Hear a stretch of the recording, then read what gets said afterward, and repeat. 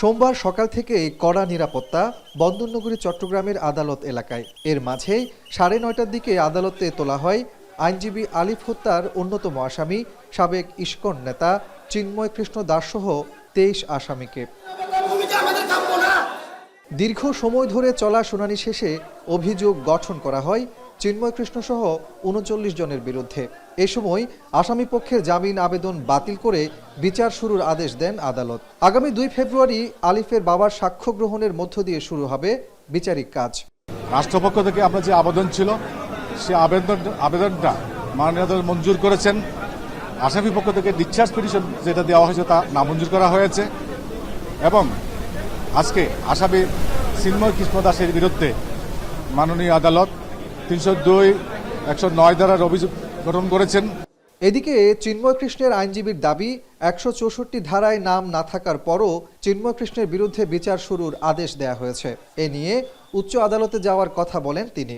আমরা ডিসচার্জের জন্য পিটিশন দিয়েছি, বলছি উনি সম্পূর্ণ নিরপরাধ, উনি নিরপরাধী, কমপ্লিট নিরপরাধ। কোন 164 যারা একজন নাম বলে নাই। এ সময় আদালত প্রাঙ্গণে নিহত আইনজীবী আলিফের সহকর্মীরা দ্রুত বিচারের দাবিতে বিক্ষোভ প্রদর্শন করেন। আমরা চাই সবাই ন্যায় বিচার পাক।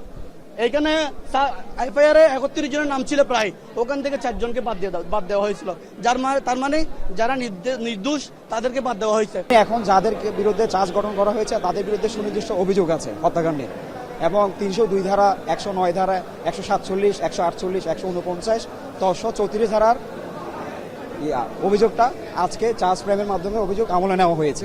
2024 সালের 26 নভেম্বর চট্টগ্রাম আদালতে ইসকনের বহিষ্কৃত নেতা চিন্ময় দাসের জামিন ইস্যুতে তার অনুসারীরা আদালত চত্বরে ভাঙচুর ও তাণ্ডব চালায়। বিক্ষোভের এক পর্যায়ে আদালতের কাছে রঙ্গম কনভেনশন সেন্টার এলাকায় থাকা আইনজীবী সাইফুল ইসলাম আলিফকে কুপিয়ে হত্যা করা হয়। কাজী মাহফুজ, এখন চট্টগ্রাম। কালার এক্সপার্ট এবং ডার্ক জ্যাপ সমৃদ্ধ অরিক্স অ্যাডভান্স ডিটারজেন্ট পাউডার আপনার লন্ড্রি এক্সপার্ট।